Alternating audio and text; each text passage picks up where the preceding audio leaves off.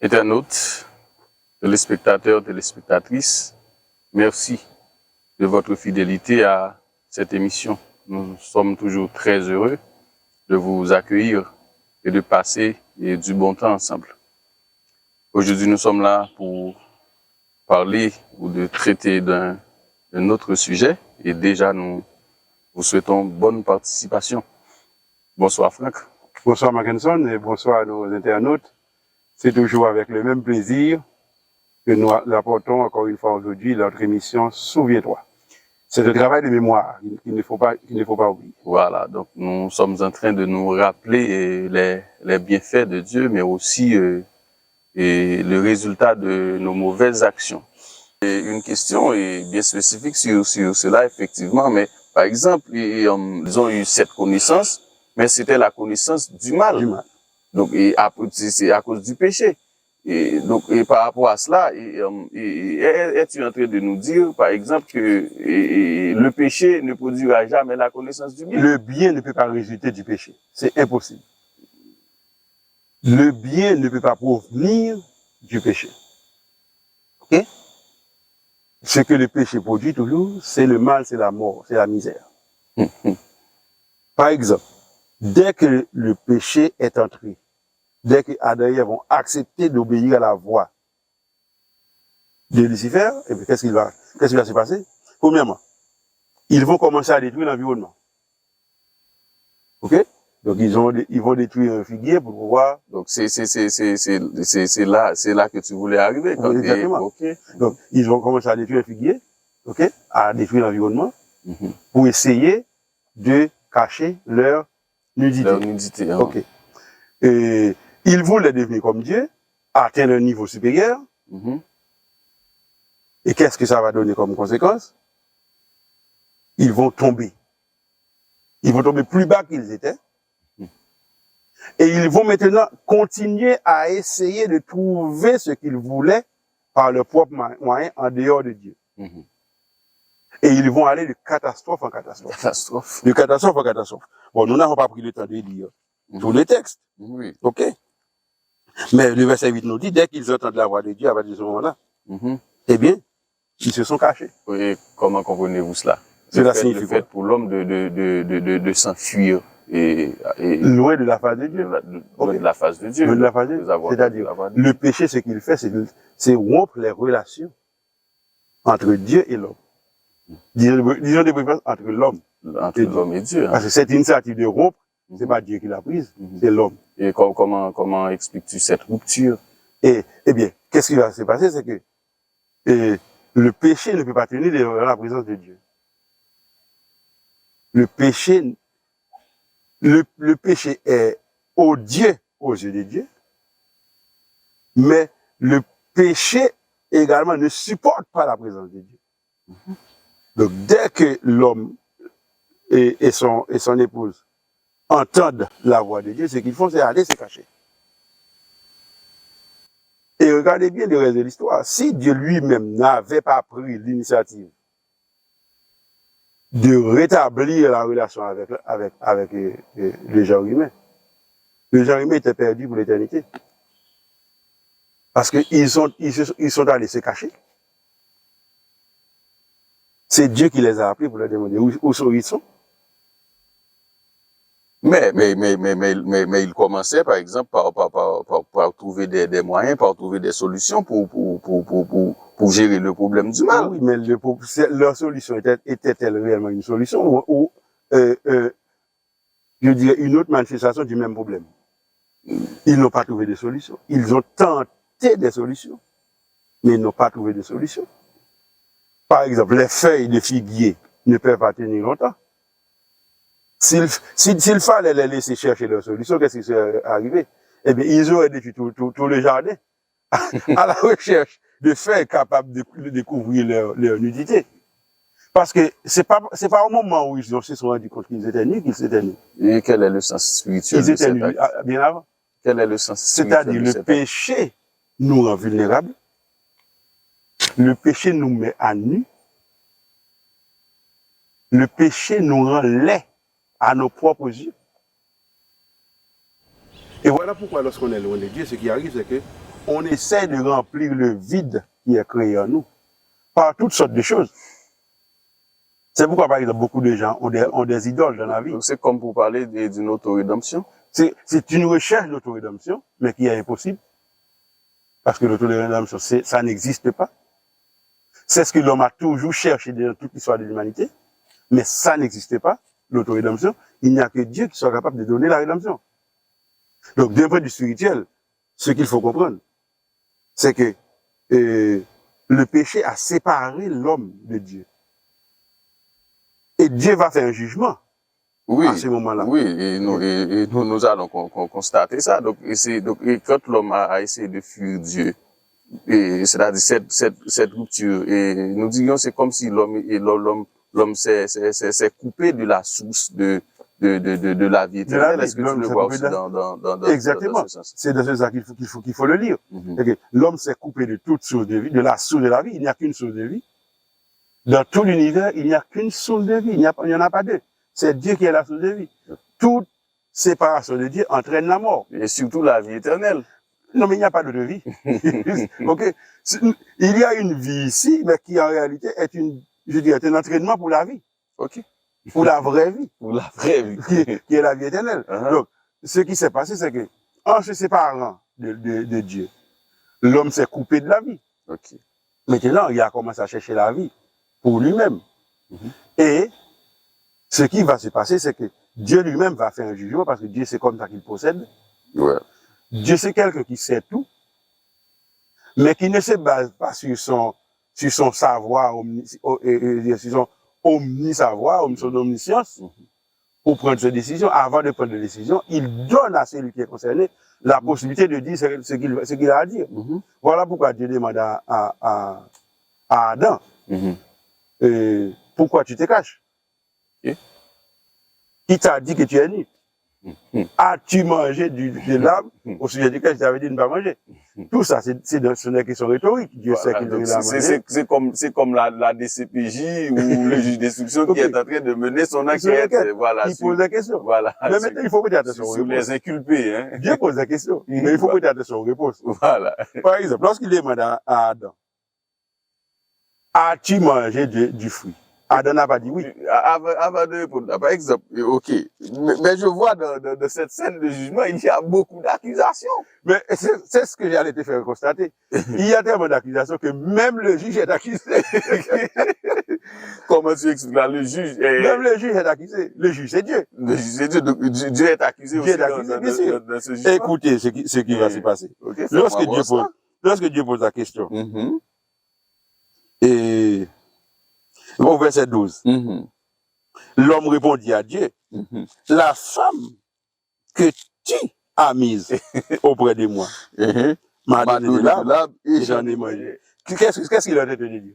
Quelle question a été posée? La question c'est, as-tu mangé de l'arbre? La réponse. Oui, non. Voilà. Okay. Et comme il en a mangé, la réponse est oui, j'en ai mangé. C'est ça la réponse. Okay. C'est parce que il dit, au lieu de dire oui, j'en ai mangé, il a dit la femme que tu as mise auprès de moi. Donc finalement, l'acte de manger d'Adam, c'est comme si ce n'était pas volontaire. Donc, il a de dire à Dieu, c'est pas ta faute que j'en ai mangé. Donc c'est parce que tu as placé la femme auprès de moi que j'en ai mangé.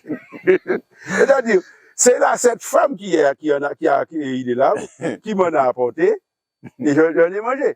Si tu n'avais pas mis cette femme auprès de moi, elle ne serait pas allée cueillir l'arbre. Je serais très bien ici. Donc Adam a accusé Dieu. Donc, et si nous étions dans un tribunal, et nous dirions aussi, Satan, Adam ne fait pas seulement d'accuser Dieu, mais il le récuse aussi. C'est comme s'il était en train de dire à Dieu qu'il n'est pas digne de le juger. Parce que toi aussi, tu es coupable. Donc, son plaisir, c'est d'accuser Dieu. Tout cela, c'est le péché. C'est le péché. Donc, comment le péché fonctionne? Le péché nous fait toujours croire que c'est l'autre qui a tort. Et un peu plus loin, dans l'histoire, Adam et Ève vont avoir des enfants. Ouais. On peut revenir à l'histoire après, mais ici, on comprend ce que je dis. Adam et Ève vont avoir des enfants. Et les premiers, c'est Caïn et Abel. En tant que fils d'Adam et Ève, ils ont appris par leurs parents que Dieu demande à toutes ces créatures de l'adorer. eh bien, ils vont se présenter pour adorer Dieu, au chapitre 4. Mais on verra que l'adoration de Caïn ne sera pas agréée parce qu'elle n'est pas conforme aux critères exigés par Dieu. Tandis que l'adoration d'Abel sera agréée parce que Abel lui-même est agréable à Dieu. Mais qu'est-ce que Caïn va trouver comme solution lorsque son adoration, son offrande n'aura pas été agréée de Dieu? Il va tuer son frère. En quoi son frère est-il coupable du fait que son offrande n'a pas été acceptée? Rien. Donc, ce n'est pas Abel qui a... Mais il préfère rejeter la faute sur son frère. OK. Aujourd'hui, la personne, par exemple, ne réussit pas de quelque chose et puis il regarde son voisin. OK. C'est comme un élève qui est dans une classe et puis qui voulait avoir une moyenne de 6, mais qui a une moyenne de 4. Donc c'est un ennemi qui a fait ça. Et qui regarde que c'est l'autre élève qui est à côté, c'est lui qui a la faute. Comme si c'est cet élève qui aurait dû étudier pour lui, pour qu'il puisse réussir son examen. Donc, nous avons toujours tendance à rejeter nos fautes sur quelqu'un d'autre. Voilà pourquoi j'aime dire, lorsque quelqu'un rejette le mal qui lui arrive sur quelqu'un d'autre, ce n'est pas une attitude intelligente. Ça ne fait pas progresser. Parce que nous sommes en train de répéter une expérience qui a été réalisée dès le départ et qui montre qu'il n'y a pas de fruit là-dedans. Accuser quelqu'un de ce qui m'arrive, c'est contre-productif. C'est contre-productif. Donc, dans ce jugement, ce qu'on le constate, c'est des accusations par-ci, des accusations par-là. Et Adam accuse Dieu d'avoir mis la femme. La femme, elle va accuser le serpent. Et si Dieu avait posé la question au serpent, le serpent aurait accusé encore Dieu. Et comme Dieu savait déjà que toutes les accusations du serpent, puisque la chose a déjà commencé à faire trop de temps dans le ciel, donc Dieu n'a pas pris le temps de reposer la question. Mais qu'est-ce que tout ça dit? Que la tendance, c'est de rapporter tout le mal contre Dieu. Mais jusqu'à aujourd'hui, c'est ce que l'humanité fait. Par exemple, nous avons parlé de l'émission antérieure, du trilemme d'Épicure. Mais le trilemme d'Épicure, c'est quoi? C'est une attaque contre Dieu. Le trilemme d'Épicure dit, Dieu est bon, Dieu est tout-puissant, mais le mal existe. De ces trois choses, l'une est fausse. Soit Dieu est bon, il n'est pas tout-puissant parce que le mal existe, ou bien soit Dieu est tout-puissant, il n'est pas bon parce que le mal existe. De toute façon, parmi les trois propositions, il y en a une dont nous sommes sûrs, c'est que le mal existe. Le mal existe. Tout le monde constate. Tout le monde constate les conséquences du mal. Dans ce cas, eh bien, des deux autres propositions, il y en a une qui est fausse. Soit Dieu n'est pas bon, soit Dieu n'est pas tout puissant. C'est-à-dire, même le trilemme d'Épicure, que nous avons déjà expliqué, nous allons y revenir, a tendance à accuser Dieu. Aujourd'hui, même les plus grands pécheurs, ils savent ce qu'ils vous disent. Mais où était Dieu dans tel cas? Par exemple, il y a un crash d'un avion, par exemple, et il n'y a pas de survivants. Mais où était Dieu? Un enfant innocent a été dévoré par un prédateur quelconque. Mais où était Dieu? C'est-à-dire, dès que le mal se manifeste, la tendance est de rejeter la faute sur Dieu. Mais c'est une tendance contre-productive. Ce qui arrive, c'est que le mal, c'est un choix de l'humanité qui préfère se séparer de Dieu au lieu d'obéir à la parole de Dieu. C'est ça le mal. Et Dieu a montré que lui, il a la solution du mal. Parce que pour résoudre le problème du mal, ce que Dieu a fait, c'est qu'il s'est donné sur la croix. Il est mort pour résoudre le problème du mal. Eh bien, aujourd'hui, nous pouvons encore souffrir du mal, mais nous savons que cette souffrance est momentanée. Parce que nous avons la promesse de Dieu que bientôt il reviendra et qu'il essuiera toute larme de nos yeux, que la mort ne sera plus, qu'il n'y aura ni deuil, ni cri, ni douleur. Parce que toutes ces choses-là vont disparaître. Et nous pourrions dire Amen. Amen. Ok. Voilà, bref. Et maintenant, tout cela s'est passé et Dieu va prononcer son verdict. Et la suite, ou bien la conclusion de cet acte de jugement de Dieu va conduire à l'exclusion et disons, au déguerpissement. Donc, au tribunal, nous dirions une action en déguerpissement. Adam et Ève sont obligés de déguerpir du jardin. Du jardin. Et donc, tout de suite, et nous pouvons constater ou observer un changement de cadre de vie de l'homme. Tu as bien fait d'insister sur ce changement. Parce que réellement, ce qui va arriver, comme conséquence immédiate, c'est que Dieu sera obligé d'interdire l'entrée du jardin à Adam et Ève. Parce que si après le péché, ils avaient mangé de l'arbre de vie qui est en Éden, qui est dans le jardin d'Éden, ce qui serait arrivé aurait été très grave pour l'humanité. Parce que comme ça, ils allaient vivre éternellement dans la souffrance.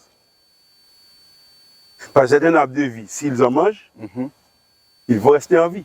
Donc ils allaient rester en vie avec le péché dans leur chair, qui allait les dégrader pendant l'éternité. Voilà.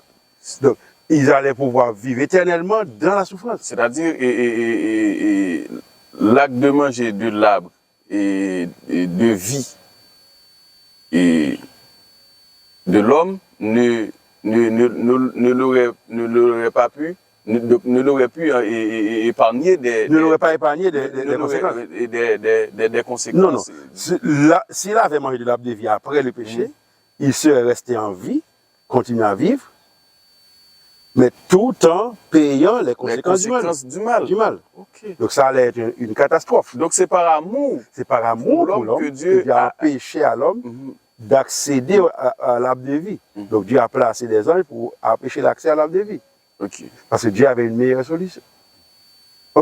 Voilà. Donc la solution, c'est ce que je viens d'expliquer tout à l'heure, que Dieu a choisi lui-même de mourir. Donc qu'est-ce qui va se passer? À partir de ce moment-là, l'homme sera expulsé et déguerpi, pour utiliser le langage juridique, il sera déguerpi du jardin. Et le jardin qui était un lieu d'abondance, l'homme va le perdre. Et il sera maintenant obligé de vivre dans une vie de disette. Au point que Dieu lui dit, c'est sur la sueur de son front, avec beaucoup d'efforts, qu'il devra travailler le sol, parce qu'il faut voir également le régime alimentaire tout cela de l'homme. Parce qu'avant ça, l'homme pouvait manger les fruits, et c'était suffisant pour sa santé. Mais maintenant, il devra travailler le sol. Parce que les fruits maintenant ne suffisent plus pour le maintenir en vie. Il faudra ajouter le travail des champs. Il faut qu'il travaille de les ronces et les épines. Pour pouvoir trouver à manger. Donc ça, ce sont des conséquences de ce qui va arriver. Et là, plus tard, si tu continues à explorer la Bible, qu'est-ce que tu vas voir? Tu vas voir que il va s'installer dans l'humanité une dégénérescence, une dégradation si rapide. Donc d'abord, tu veux dire que l'homme est passé d'une vie d'abondance à une vie de disette. À une vie de disette. Une vie d'abondance où tout était déjà préparé pour le recevoir, à une vie de disette où c'est lui qui devra travailler pour espérer, après avoir travaillé, que le sol donne sa récolte. À la merci. À la merci du sol, justement. Donc, c'est ça le premier cas. Et par la suite, il va s'installer dans l'homme, d'un point de vue spirituel et physique, une dégénérescence. Premièrement, tu vas avoir les enfants d'Adam et Ève, avec un qui sera obéissant et qui acceptera de marcher selon la voie de Dieu, et qui en conséquence va le payer de sa vie, et l'autre, lui-même, il va ouvertement désobéir à Dieu. Et toute sa lignée va être une lignée qui marche loin de la face de Dieu. Je parle de Caïn. Tu peux lire ça dans le chapitre 4, 5, etc. Voilà, pas de problème. Et dans les enfants de celui qui viendra remplacer Abel, Seth, il y aura une lignée fidèle. Mais ce n'est pas tous qui sont fidèles.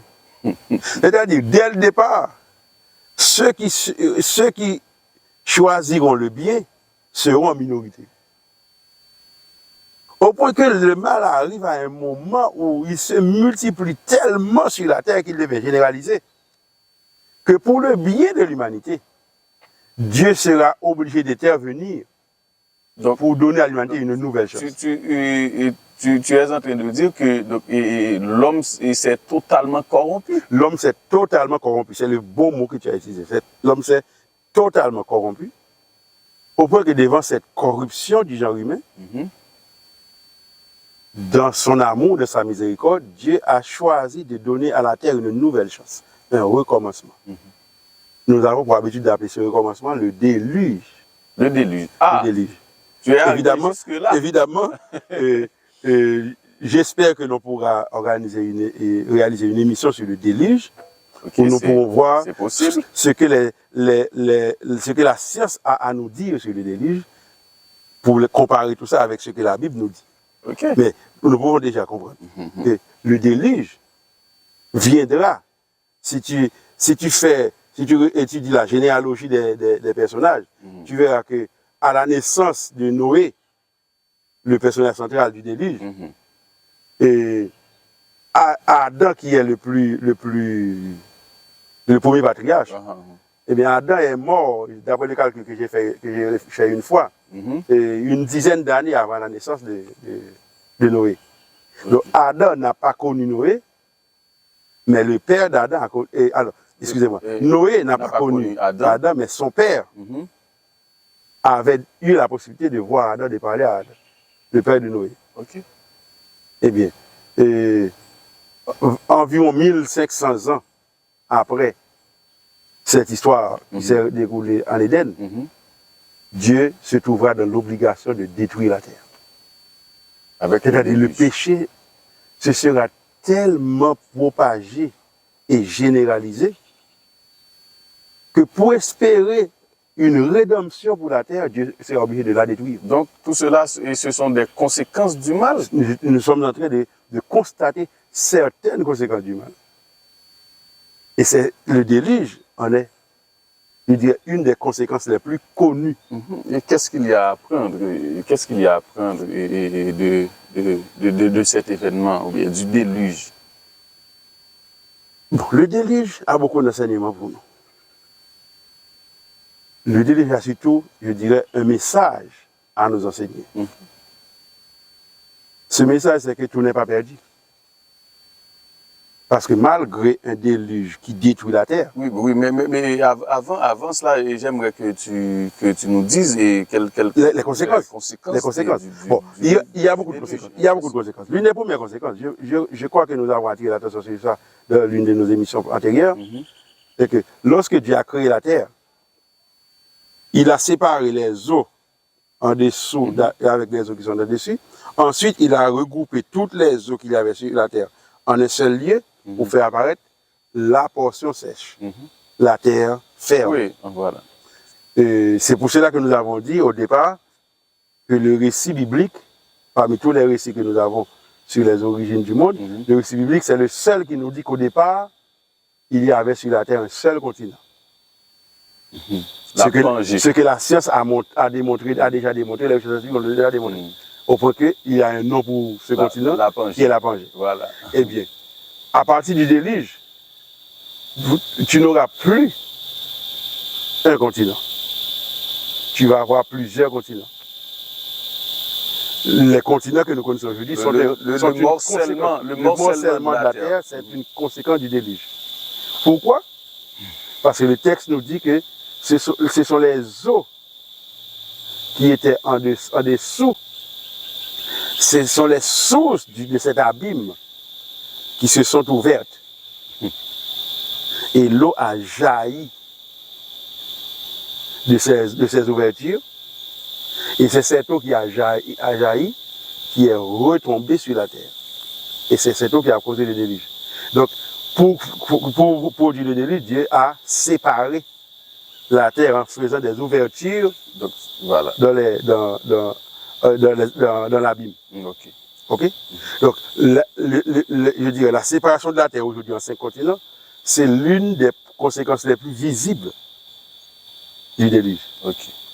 Par exemple, il n'y a aucun autre moyen d'interpréter les recherches scientifiques, sinon que reconnaître qu'il y a une catastrophe qui a produit la séparation des continents. Puisqu'il a déjà été établi que c'était un seul continent, comment est-ce qu'on est arrivé à plusieurs continents aujourd'hui? Eh bien, la formation de ce qu'on appelle les cordillères des Andes, nous reprendrons ça dans une autre émission, eh bien, ne peut se produire que parce qu'il y a eu une catastrophe. Une catastrophe sur la surface de la Terre. Ok. Donc, ça, ce sont des conséquences du déluge que l'on peut voir jusqu'à aujourd'hui. Ok. Je parle des conséquences physiques. Et sur le plan environnemental. Sur le plan environnemental, par exemple, il y a toutes les, je dirais, les fossilisations que l'on connaît et que les recherches sont en train de montrer un peu partout sur la Terre. Il n'y a pas un seul continent où on ne trouve pas de fossiles. Il y a toujours des fossiles. Eh bien, le processus de fossilisation, c'est un processus qui exige une catastrophe. OK? Parce que si un animal meurt naturellement, ce qui va arriver, c'est qu'il va pourrir. S'il reste ici, il va pourrir. Okay. Il ne va pas se fossiliser, il va se pétrifier. Okay. Il va pourrir. Pour qu'il y ait fossilisation, il faut qu'il y ait une catastrophe. Et bien tout ça, toutes les fossiles, 70% de la Terre est couverte de fossiles. Eh bien, ça, c'est les conséquences du déluge. Du déluge. Donc, et ensuite, toute cette verdure qui existait avant le déluge, donc, qui a disparu également. Vous parlez d'une dégradation accélérée. Oui, mais pour l'homme, il va y avoir des conséquences plus immédiates aussi. Par exemple, l'homme sera obligé de changer de régime alimentaire. Ah, ok. Oui, puisque... Parce que avant, ce qu'on a vu, c'est qu'avant, l'homme vivait de ce que la terre produit. Des arbres fruitiers et de la production de la terre. Mais après le déluge, une année, parce que le déluge c'est 40 jours de pluie, plus pratiquement une année pour que l'eau recule et que la terre puisse recommencer la portion sèche puisse reparaître. Eh bien, à ce moment-là, il n'y avait rien sur la terre que l'homme pouvait manger. Pour que l'homme a été obligé de dire à l'homme qu'il n'a pas le choix, il peut manger des animaux, mais seulement des animaux purs. Oui. C'est pour cela également que Dieu avait pris la précaution de faire entrer dans l'arche 7 paires parmi les animaux purs et une seule paire des animaux impurs. Parce qu'il savait que l'homme allait avoir besoin de manger des animaux pour pouvoir rester en vie. Okay. Mais écoute, si tu observes cela, ça c'est intéressant de l'observer. Par exemple, tu verras, lorsque tu vois une généalogie d'Adam, au chapitre 5 de la Genèse. Ok. Tu vois par exemple qu'Adam, nous sommes à quel verset? On est au verset 5. Ok, verset 5. Qu'Adam a tous les jours d'Adam engendre un fils auquel il a donné le nom de Seth, et tous les jours d'Adam vécu furent de 930 ans, puis il mourut. 930 ans. Il y a un ami qui m'a posé la question, est-ce que je sais comment on comptait à l'époque? C'est une question. Si la personne pose la question fait sens pour la personne. Mais c'est une question ridicule. Parce que dans l'histoire de l'humanité, on n'a jamais compté autrement tel qu'on compte aujourd'hui. Aujourd'hui, c'est ça. Tel qu'on compte aujourd'hui. Oui. Qu'est-ce qui s'est passé? Il n'imagine pas comment Adam a-t-il pu vécu 930 ans. 930 ans. Pour lui, c'est impossible. Mais ce qu'il doit comprendre, c'est que si Adam n'avait pas péché, Adam aurait été vivant jusqu'à aujourd'hui. Bien sûr. C'est-à-dire Adam était né pour vivre sans arrêt. Sans arrêt, voilà. S'il avait obéi, s'il avait passé le test et n'avait pas écouté la voix de Dieu, eh bien, il n'aurait même pas connu la mort. Voilà, il aurait vécu éternellement. Je connaîtrais Adam, toi aussi tu le connaîtrais. Tout le monde. Voilà. Donc, Adam serait notre Lorsque nous avions besoin d'informations, nous nous serions référés à Adam pour nous expliquer comment ça a commencé. Voilà. Donc, ça aurait été comme ça. Voilà. Adam aurait été le grand-père de tout le monde. Le grand-père de tout le monde. Okay. Donc tout le monde se rendait au pied d'Adam pour savoir tout ce qu'on voulait savoir. Voilà, c'est bien. Ça aurait été ça. On a été unis. Voilà. C'est le bonheur, c'est le bonheur parfait. Donc, qu'est-ce qui se passe? Puisqu'Adam a mangé, il a quand même vécu 930 ans, mais il n'a pas même atteint 1000 ans. Les générations qui vont venir après vont vivre également 900, comme par exemple Métichela qui va vivre 969 ans, d'autres qui vont vivre. Mais ce qu'il faut comprendre, c'est à partir de Noé, qu'est-ce qu'on va constater? C'est-à-dire à partir du déluge. À partir du moment où l'homme va changer de régime alimentaire. Eh bien, la vie de l'homme va se dégrader avec une rapidité extrême. Au point qu'une fois, j'ai entendu un physicien. Tu veux parler de réduction La de la réduction de la durée de vie de l'homme. l'espérance et de vie de l'homme. Pas de l'espérance, mais de la vie même de De l'homme. la vie même de l'homme. J'ai entendu un physicien, et un docteur en sciences physiques, qui est un chrétien presbytérien, Ok. et qui étudiait ces textes-là. Il dit, écoutez, il nous dit, peu importe le scientifique, en tout cas, il parle pour son domaine, le physicien, qui prend le texte de la Genèse, qui regarde le déluge, et qui constate, par exemple, à partir du chapitre 10, rien que pour prendre un exemple, Ah, à partir du chapitre 10, ok, Genèse 10. et qui voit comment la vie va se réduire avec rapidité. Eh bien, il nous dit, cette personne-là n'aurait aucune difficulté. Genèse 10. Ou non, je cite à partir de Genèse 10, par un verset spécifique. Ah, ok. Il n'aurait aucune difficulté à comprendre qu'une catastrophe s'est produite sur la Terre. Parce qu'il y a une réduction drastique. Drastique. Ok, une réduction drastique. Au point que, par exemple, j'ai noté dans ma Bible un texte dans Genèse 25. Ok. Dans Genèse 25, qui parle d'Abraham. Et les versets 7 et 8 nous disent, voici les jours des années de la vie d'Abraham. Il vécut 175 ans. Abraham expira et mourut avec une heureuse vieillesse. Âgé Et rassasié de jours. Mais en lisant ce texte, je dis quelle honte. 175 ans. Quelle honte. Nous, Donc, tu as sans doute comparé ça à Adam. Adam, avec 930 ans, il n'est pas mort âgé et rassasié de jours. Tandis qu'Abraham, 175 ans, est mort âgé et rassasié de jours. C'est-à-dire, une heureuse vieillesse. Avec heureux et rassasié de jours. C'est-à-dire, le péché a dégradé notre intelligence aussi. Le péché n'a pas seulement dégradé notre corps physique, il a dégradé notre intelligence aussi. Au point que maintenant nous sommes satisfaits de vivre 175 ans. Nous maintenant personne ne vit à 175 ans.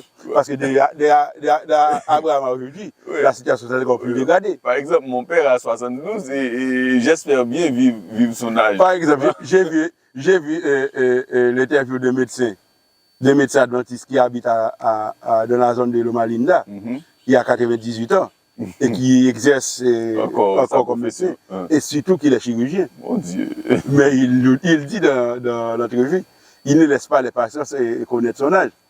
Parce qu'il est sûr que si les patients savent que le chirurgien là, c'est un homme de 98 ans, ils auraient eu peur de se faire opérer par un homme. Peut-être qu'il a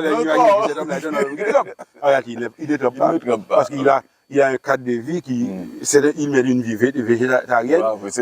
J'allais attirer ton attention. Il n'y a rien d'animal dans son régime. Voilà, probablement, il a fait un retour au régime alimentaire. Exactement. Donc, ce qui lui donne une certaine supériorité par rapport à ceux-là qui sont des consommateurs de viande. Okay. Mais malgré tout, comment peut-on dire de quelqu'un qui vit 100 et quelques années qu'il meurt rassasié de jours? Cela signifie que nous avons subi une telle dégradation depuis le péché, en passant par le déluge, pour arriver à aujourd'hui, que voir quelqu'un de 90 ans pour nous maintenant, c'est comme c'est un moment de bonheur. C'est la conséquence du péché. La conséquence. Mais ce que la Bible promet, c'est la vie éternelle. Oui, et la vie éternelle, mais finalement, que devons-nous apprendre de tout cela? Ces conséquences du mal, que devons-nous apprendre? Bon, il faut apprendre beaucoup de choses. Il faut apprendre beaucoup de choses. C'est notre dernière question. Laisse-moi dire moi-même que le plus important pour moi, c'est que nous devons apprendre à faire confiance à la parole de Dieu. Faire confiance à la parole de Dieu. C'est le plus important. Il y a beaucoup de choses à apprendre. Je sais que nos internautes ont déjà eux-mêmes tiré certaines conséquences des points qui ont été touchés dans l'émission. Mais moi, j'insiste en particulier sur la nécessité que chacun comprenne la nécessité d'accorder la priorité à la parole de Dieu. Lorsque la parole de Dieu dit une chose, et que autre personne, autre institution, autre je ne sais quoi, avance autre chose, il faut apprendre que c'est à la révélation qu'il faut accorder la priorité. Parce que dans la révélation, il n'y a pas de faille. Il n'y a pas de faille. Dieu, ce qu'il révèle, il le révèle parce qu'il le sait. Pas parce qu'il l'a découvert, parce qu'il l'a appris, parce qu'il l'a imaginé. Il le dit parce qu'il le sait. Et si Dieu nous dit voici comment nous devons marcher, c'est lui qui nous a créés. Okay? Si Ford te dit, cette voiture Ford que tu possèdes, voici comment il faut, tu vas obéir à Ford.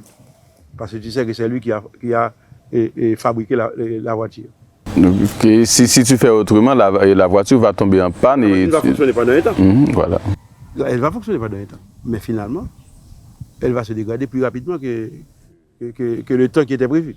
C'est-à-dire, il faut faire confiance au Créateur. Parce que c'est lui qui nous a créés. C'est lui qui sait ce qui est bien pour nous.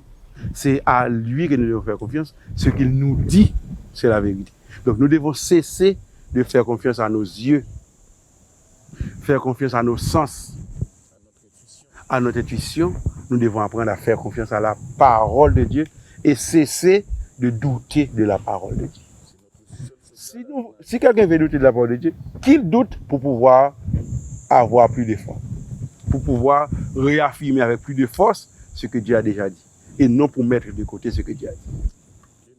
Merci Franck. Et moi-même, j'ai été très édifié et je l'espère aussi pour vous, chers internautes et téléspectateurs, téléspectatrices.